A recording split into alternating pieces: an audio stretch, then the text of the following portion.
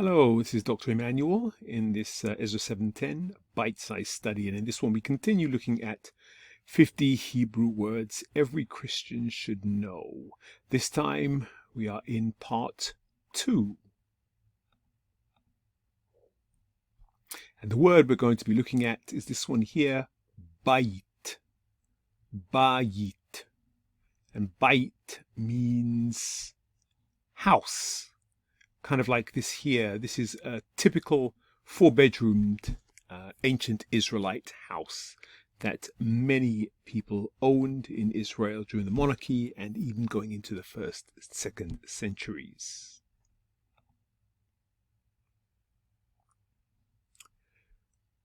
The word bayit has a number of meanings, as you can guess. One of them, or the most basic one, is one that I mentioned. Simply a house, a place to dwell, bricks and mortar, so to speak. Here we see in Genesis 33, but Jacob journeyed to Sukkot and built himself a house and made booths for his livestock.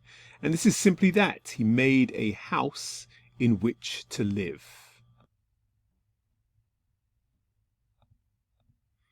In this next example, we see an example of the word bayit, with the sense of not so much the physical structure of the house, but a man's family. These are the famous words from Joshua. But as for me and my house, we will serve the Lord. And he's talking about really his family in this particular context, as opposed to the physical structure of a house. So we've got a physical house, as well as the family, the people who live within that structure. But it goes on even further. In this sense here, we've got the meaning not of a house or the people in the house, but we're talking about the dynasty. So we're talking about all of an individual's progeny.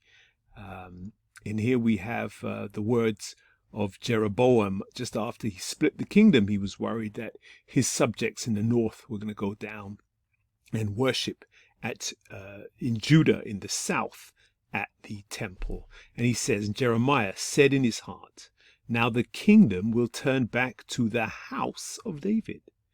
The house of David here is the dynasty of David down in the south. We're going to come back to this word, this usage of the word, in a moment.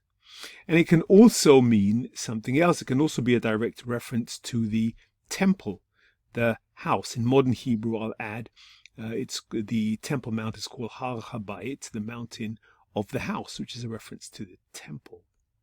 And here we've got a reference in the book of 1 Kings. And this is Solomon, he made for the house, which is the temple, windows with recessed frames. He also built a structure against the wall of the house, the temple, running all around the walls of the house, the temple, both the nave and the inner sanctuary. He made side chambers all around. So here we've got another use. It's not so much the people, but it is the house. You can sort of see it as a dwelling for God, a giant house, which we would also call a temple. But this use of the word house is what we see often in a number of names, and I just want you to be aware of some of them. I haven't given you an exhaustive list here, but some you may be interested to know about. One of them is Bethlehem. The word here, Bethlehem, you see Beth, I've got it in bold letters, Lehem. It's actually two words. And the first word is house, bait. It's this word house. You see the eval here. It's in a slightly different construction, something called a construct form, but don't worry about that right now. So we have Bethlehem, the house of bread, as it's popularly understood. We have another place called Bethel, the house of God. Beth, again, bait, meaning house, and El, meaning God. It's another word we're going to look at in these word studies. We have Bethany. This is in the New Testament, the word Bethany. It's two words, Beth or Beit or house, and the second word is Oni, the house of the poor, which we see in the New Testament. Even though it's a New Testament which is written in Greek, we do have echoes and residue of the Hebrew language, such as this occurrence in a place name. And another example is a place called Bethsaida, which is the house of fish, Bethsaida. Again, every time you see this word Beth at the front of a word, you're probably looking at a reference to the word house. And before we go, I just want to quickly give you a rundown of a very famous wordplay concerning this word, BAYIT, and that is in the book of Samuel. In 2 Samuel chapter 7, we have this wonderful play on the word BAYIT, which occurs, in which David offers to build God a house, a place to live, a temple. Thus says the Lord, would you build me a house? And here the sense is temple or residence to dwell in. That's what God's saying. Would you want to build me a house or a place to live in, a temple, such as the one that Solomon built?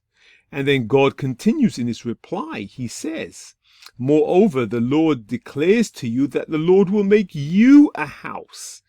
But this time, the word house, the word bayit, doesn't mean temple as it is up there, but it's a reference to a dynasty, that David's offspring were all going to sit on his throne and be rulers so long as they obeyed the Lord. So we have a very clever word play with this word house, as it swings in meaning from a physical residence to a dynasty. And God takes David's words and throws them back to him with this different nuance and a greater promise towards David and his offspring. That brings us to the end of this word study.